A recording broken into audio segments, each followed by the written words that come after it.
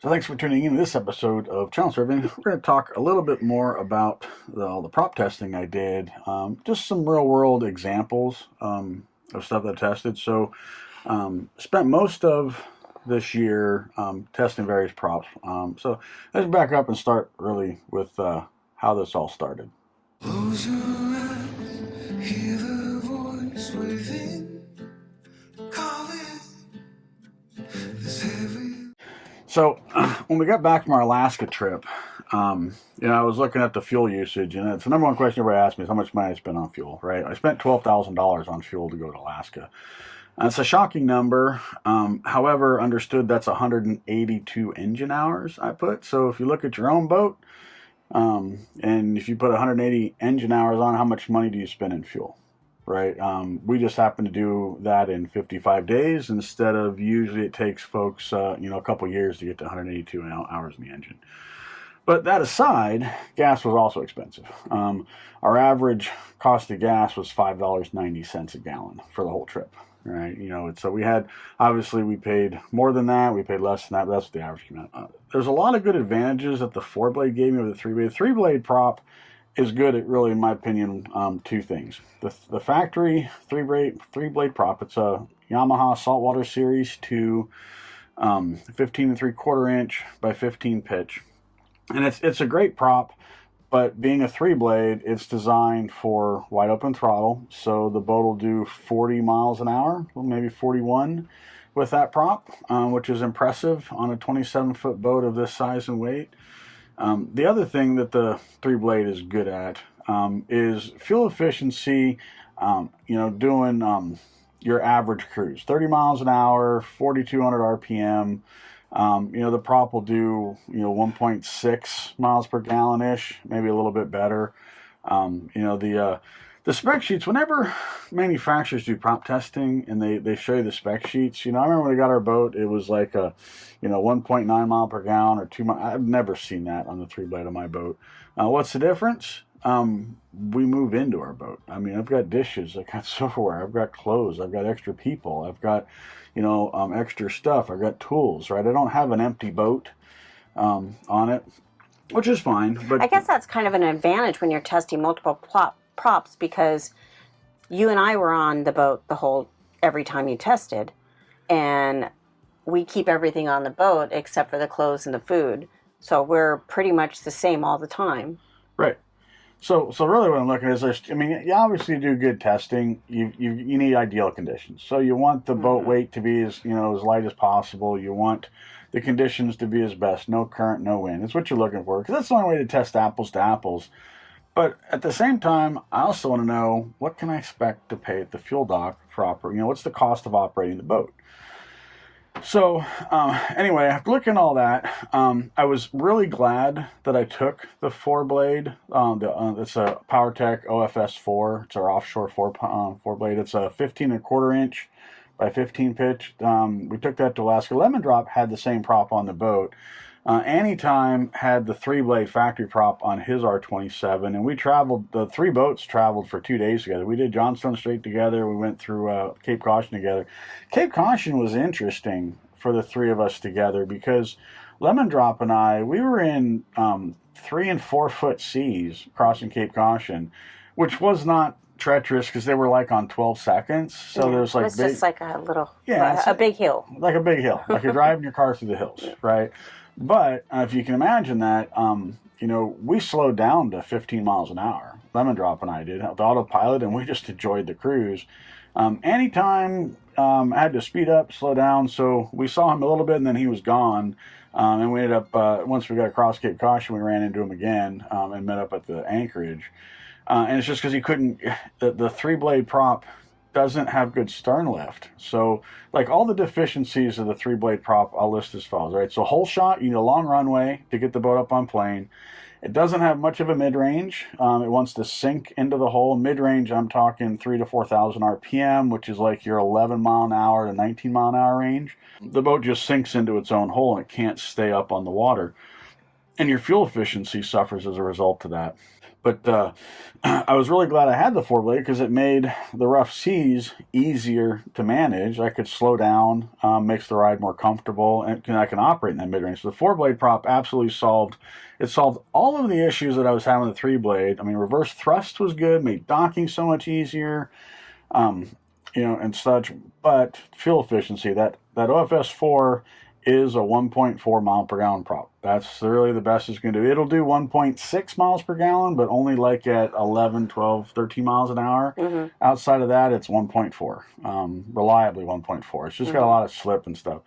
So I came back from Alaska, and I sat down, looked at overall all my fuel logs and stuff. I have detailed fuel logs of every fill-up, 4.5 years worth on channel surfing, how many gallons, what the hours were on the boat, how many miles we drove on the boat, the cost per gallon, cost at the for the purchase, all of that, the time and the date, the marina I was at, going back 4.5 years in a spreadsheet I keep.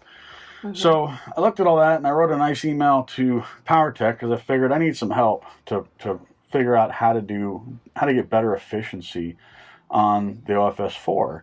Or maybe a different prop for that matter. Obviously, the Sharrow prop is out, and I did look at the Sharrow. Everybody tells me, just go buy a Sharrow. If somebody would like to send me one, I would gladly accept it. They're $5,000. It's just a lot of money for something that spins really fast and is probably going to get dinged at some point. But so anyway, that was the big detraction from the Sharrow, was just the cost. It's just really expensive, but it does have really good numbers. We'll talk a little about that. A buddy of mine, Brian, picked up a used Sharrow for his R27, so he and I have been talking a lot back and forth on numbers wise. I'll get into that here in a little bit with how it shakes out. But anyway, so I figured I needed some help, so I reached out to PowerTech. And I found myself on a phone call with Marcus, who's the vice president over there. He then handed me off to Steve Powers, who's the president.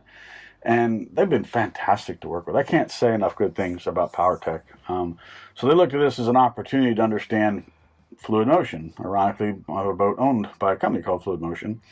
But they wanted to understand, what can we better do to get the fuel efficiency better, give me some better stern lift. I gave them the dimensions of the boat and the specs and all that. And they were familiar with the Ranger tugs as well. So they had this idea. It was something they'd played with years ago, but kind of ran out of time. It was an idea. So a lot of this was patent pending, right? So PowerTech wanted to know if this worked or not before they filed the patent. So this is why I haven't been able to post photographs of the prop until recently, right? So it was, I could talk about some things and all, but I couldn't show the actual photographs of it until the patent was filed. And they didn't want to file the patent until he saw good performance. And that's why it's been taking so long, because we have to do it on their schedule. Yeah. So first off, the SCE5 PowerTech prop that I'm going with comes in 3 pieces. And you think, a prop in 3 pieces? Props are 1 piece. Anyway, so after talking with PowerTech, they came up with a plan and told me the plan would start as soon as I sent them my prop. So I took my 4-blade off my boat, put the 3-blade back on, and mailed it to Louisiana.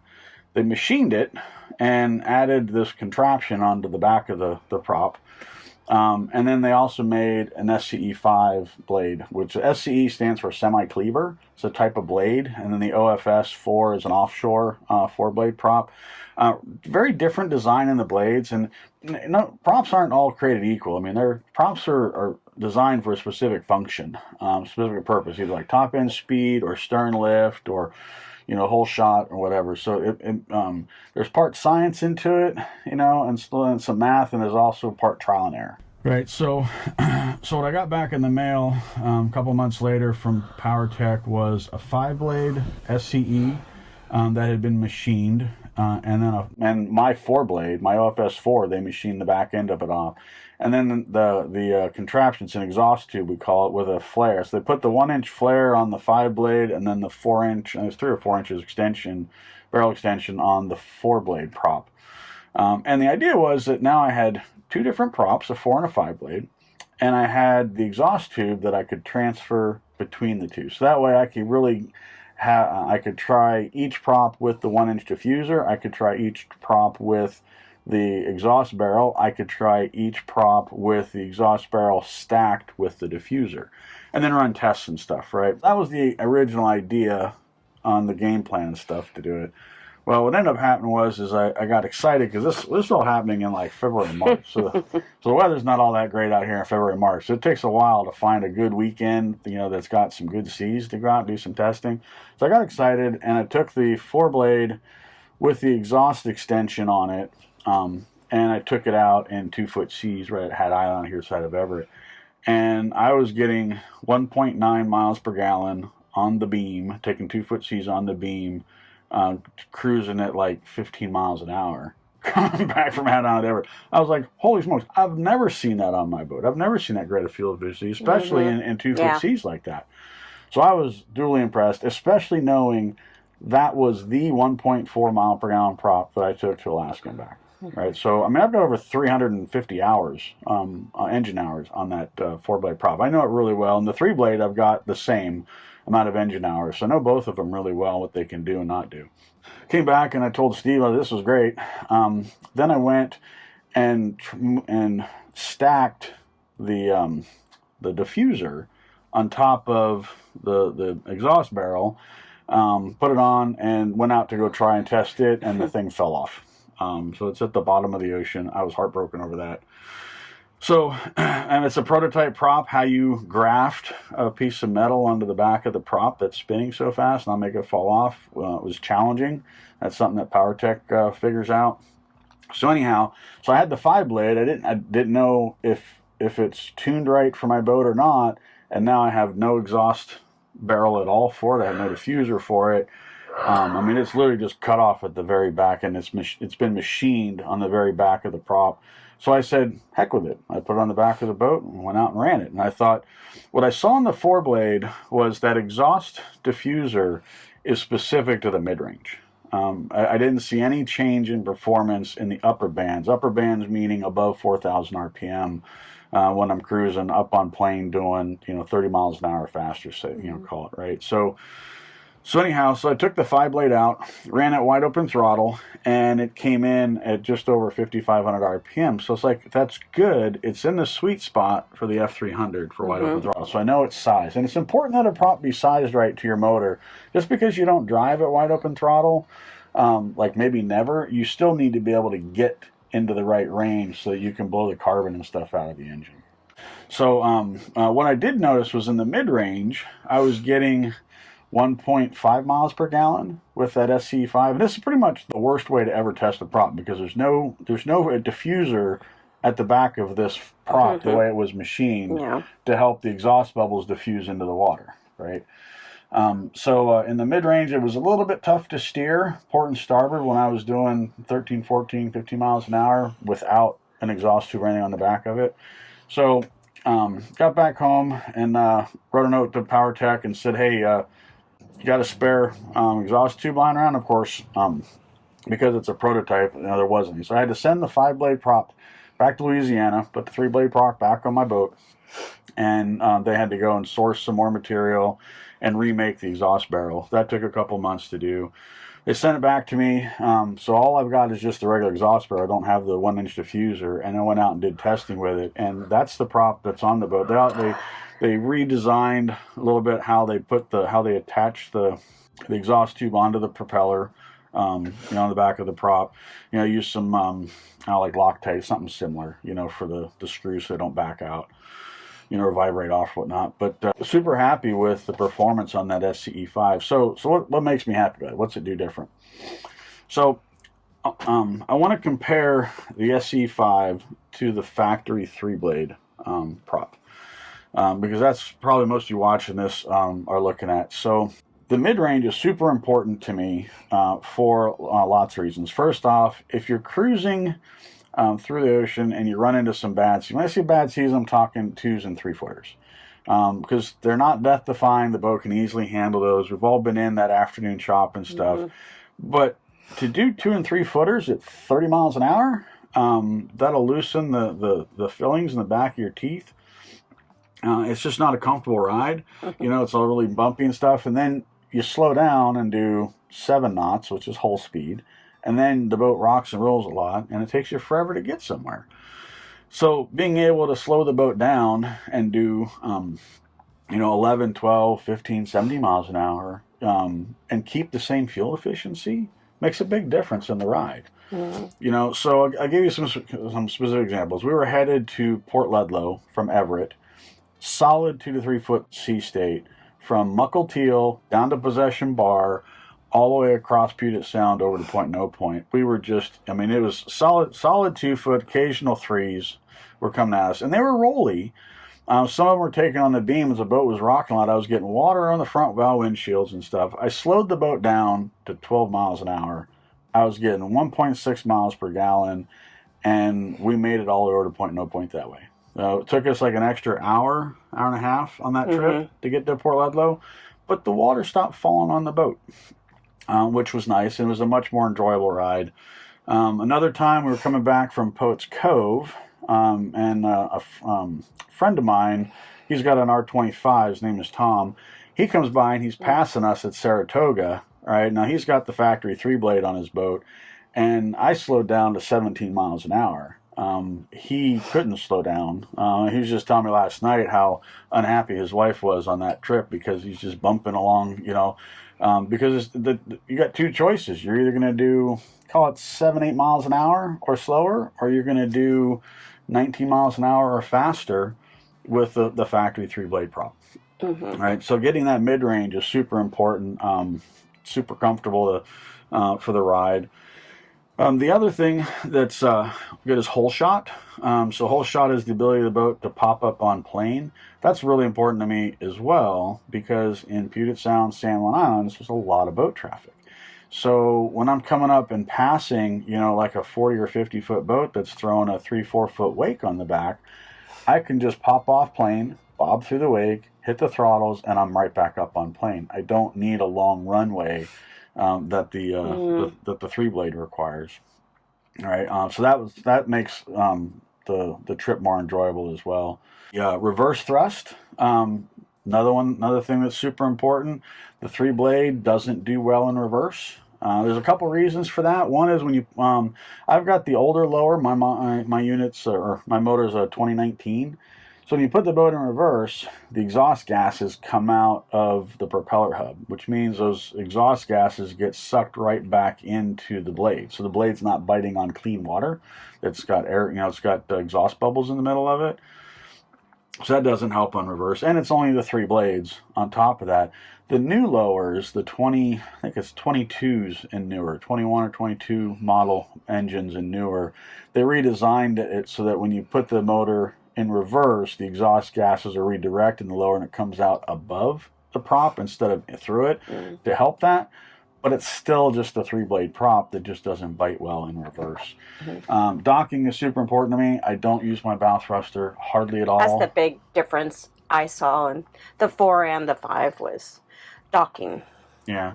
So docking, just, I got Lazine over here, and, I always joke and tell everybody that Janet on Lemon Drop, she solos on R27 by herself. She taught me how to dock my boat. And she laughs every time I say that, but what I mean is she's solo by herself. She's got no help.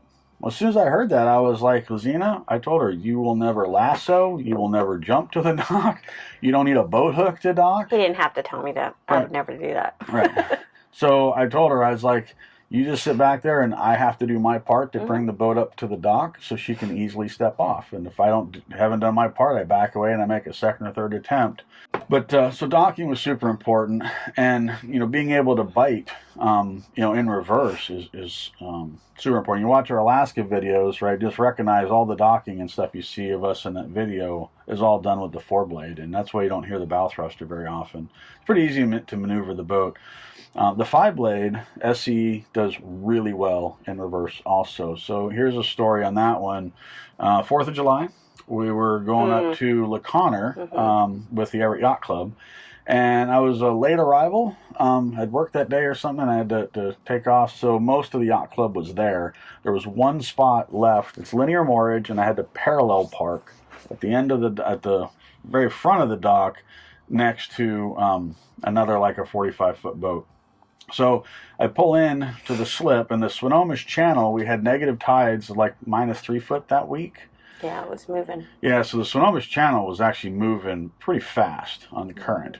So I turned the bow of the boat to go into the spot. Next thing you know, I am moving with the channel going north sideways. So the port of the boat was heading straight north. I'm perpendicular to the dock, and I am just floating on by, watching all the other boats in front of me. I'm like, well, this isn't going to work. So I thought, what do I do? So I went and kicked the motor in reverse, turned it, and I turned the boat so that the engine was facing into the current. And then I just hit I had to actually go up to 2300 RPM in reverse.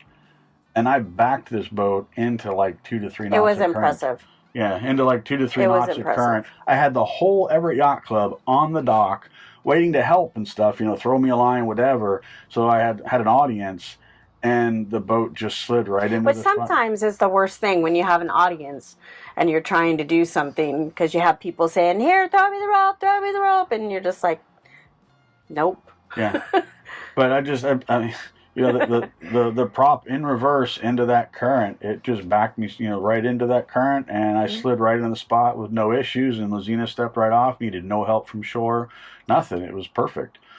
So that's another good feature. The 3-blade would have never done that. The 4-blade would have. And then the last thing is fuel efficiency. And fuel efficiency was important because on the Alaska trip, the fuel docks are far apart, and there's 2 stretches of waterway that I had to do some fuel management on. One is Prince Rupert to Shearwater. You guys have heard me talk about that a lot. It's 204 miles between those two. And the 2 fuel docks in the middle, Clemtu and Hartley Bay, you can't count on either of them for fuel. No, they have everything trucked in. Yeah, they're just comes in on a barge. That's how they get fuel. So our northbound trip, Hartley Bay had gas. Our southbound trip, they were out of gas. Wouldn't have it for 4 or 5 days. We got lucky there, though. Yeah. So we ended up, we bought some gas from a guy who was selling on the dock out of a 55-gallon drum with a siphon. That's how we got gas. And ironically, I didn't need it. It just bought us a day's travel, right? It wasn't like I was going to be, stuck. It just meant that from Hartley Bay to Shearwater, I would have had to do it at 7 knots to conserve fuel. And we would have had to anchor somewhere and just spend the night because it was later in the day and then head out the next day. So it would have been an extra day of travel. Yeah. So we bought a day's travel when buying the fuel from him. But I was like, why can't I do that without needing a stop? Because Shearwater will have fuel, and so does Prince Rupert. Well, and that's the main reason why you were looking for a different prop. Yeah. So to do that run, you've got to get above 1.5 miles per gallon average for the whole run is where you have to get. And so the SE5 will give me 200 miles at cruising speeds doing 25 knots, 30 miles an hour. It'll do that on that stretch. So that'll help us on our trip. That'll help us on our return trip. The other stretch of waterway that I'm really focused on is Tracy Arm. Tracy Arm, we did 3 days of 7 knots to go into see Sawyer Glacier, Tracy Arm. And the other part of Tracy Arm is Endicott Arm, which has got Dawes Glacier, and that's on my list to go see. And then Ford's Terror is an offshoot off of that, but the problem is fuel. And Sitka. We want to make it to Sitka. And that is the same issue. And get it to Sitka, because it's 170 miles from Petersburg to Sitka one way. Right, so getting a prop that's more fuel efficiency to go further from those fuel docks would help enormously in both those legs, right? Because it's so that I don't have to do 7 knots to conserve fuel to get in there. Ease of steering was also something to consider too, because when you get in that mid-range, not all props are created equal. I had another buddy of mine, Ryan, had a Sharrow in his R27. He just sold his R27, but he told me the steering was a little bit tougher in the mid-range. Nothing that he says it's still you can still handle the boat, and most of the time he's an autopilot anyway, so it doesn't matter. The SE5 with that exhaust tube on, it steers easy. Even in the mid-range, when it didn't have the exhaust tube on there, it was a little bit tough to turn the boat in the mid-range, but with it on there, I don't notice it at all. Bad seas is really important for the 4 and the 5 blade prop. And that SC5 does really good in rough seas. We've had it in 2s and 3-footers many times. Sometimes 17 miles an hour is enough to slow down. In fact, talking about fuel efficiency and the bad seas. So here's something else I noticed too. When I was looking at the graphs, when you graph the performance of the Sharrow prop to the offshore 4 with the exhaust extension and the SE5 with the exhaust extension, one thing becomes clear looking at the graph. The miles per gallon curve, which normally the faster you go, the worse your miles per gallon gets. So it's a constant downward curve. It's flat. It's relatively flat for the OFS4 with that exhaust tube on it, the SE5 with the exhaust tube, and the Sharrow prop.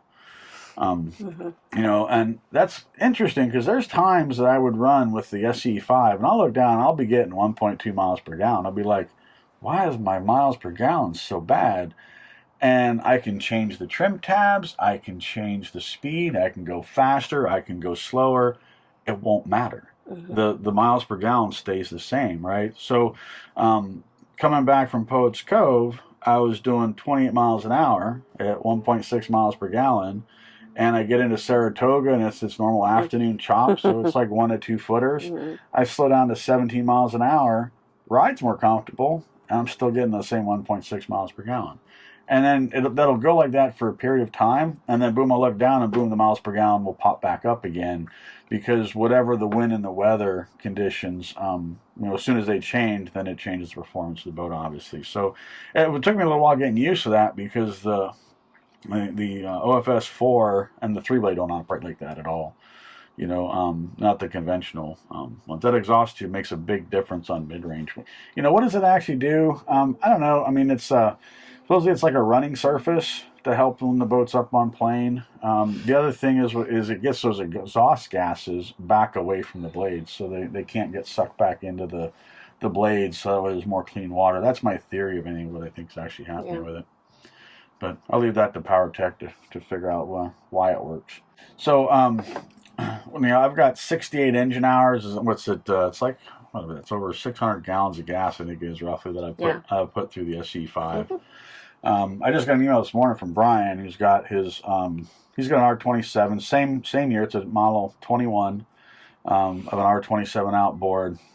So he's got the same F300 engine that I do. Very similar boats. He doesn't have the dinghy lift, neither do I. On things, and he's up in Canada, so this whole summer he's been running his Sharrow and keeping good logs.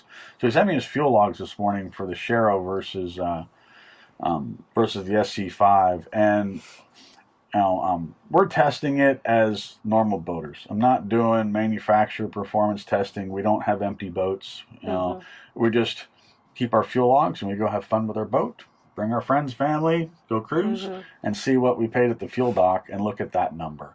And for his summer, he was averaging 1.82 miles per gallon out of, you know, 400 gallons of gas he ran through it.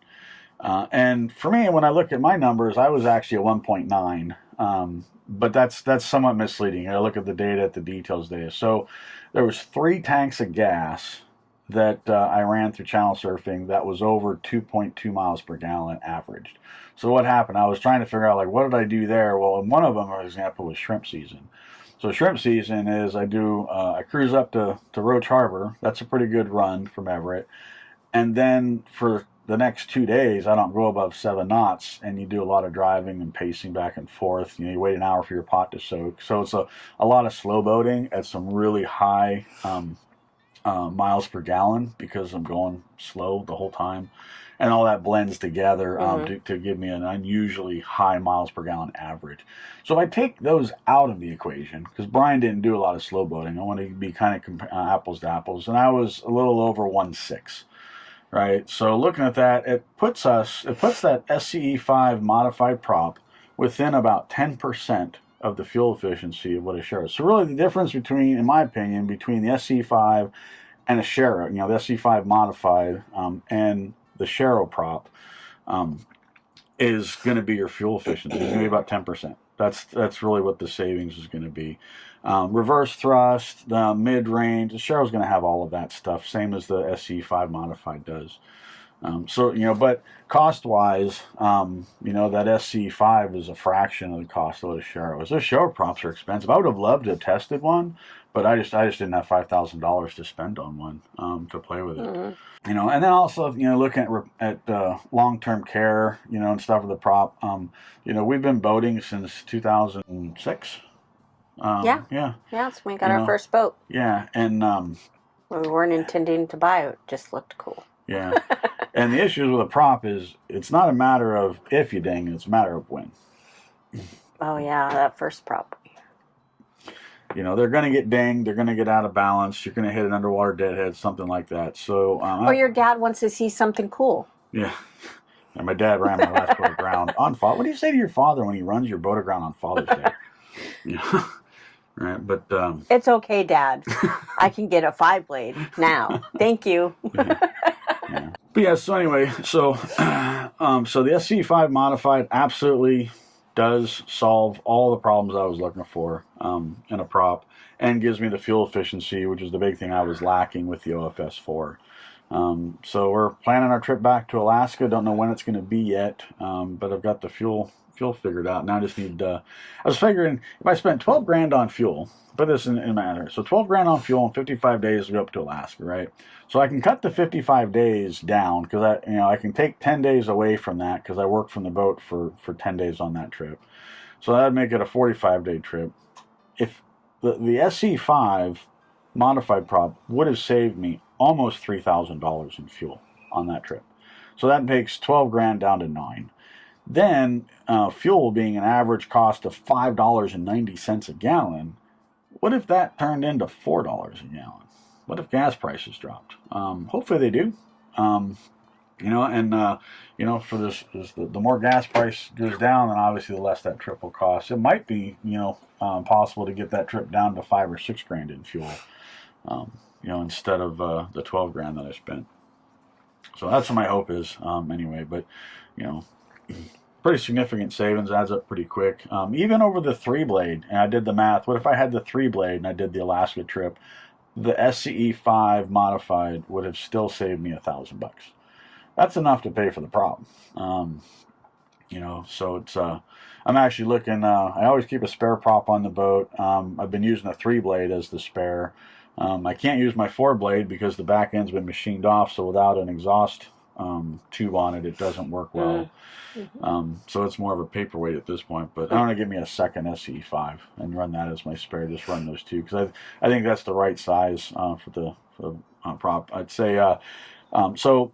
The difference between the modified version and the standard version, so it's the SE5, which is a 14-inch diameter. It's 15 pitch. That's the size for the boat. If you buy just the stock version, then you'll still get mid-range. You just won't get as good a fuel efficiency in the mid-range. I was seeing in perfect conditions 1.74 miles per gallon doing 13 miles an hour, 14 miles an hour. Without that exhaust extension, that number is going to be 1.45 or 1.5. It's going to be 15-20% less. That's what the exhaust extension buys you, is all that mid-range performance. And the cool part is I can hang out with my friends that have an R29 or a 31 that like to cruise at 12, 13 miles an hour. I can cruise at that. It's actually comfortable. I mean, and that'll be fun going to Alaska again, because there was times where we went 7 knots, 7 miles an hour, 7 knots. I don't know which one it was. Yeah. But it took forever to get someplace, and going 13, at least you're moving a little better. Yeah. And you did some of that, but we were pretty loaded, and next time we won't be as loaded. Yeah, weight and balance of the boat matters too. And my next Alaska trip, I won't put nearly as much stuff on the boat. I was way too heavy. Had more canned goods than I needed, because I was thinking I'll just do all this and then we won't have to buy any canned goods, and we'll just have to buy meat and vegetables and fruit, right?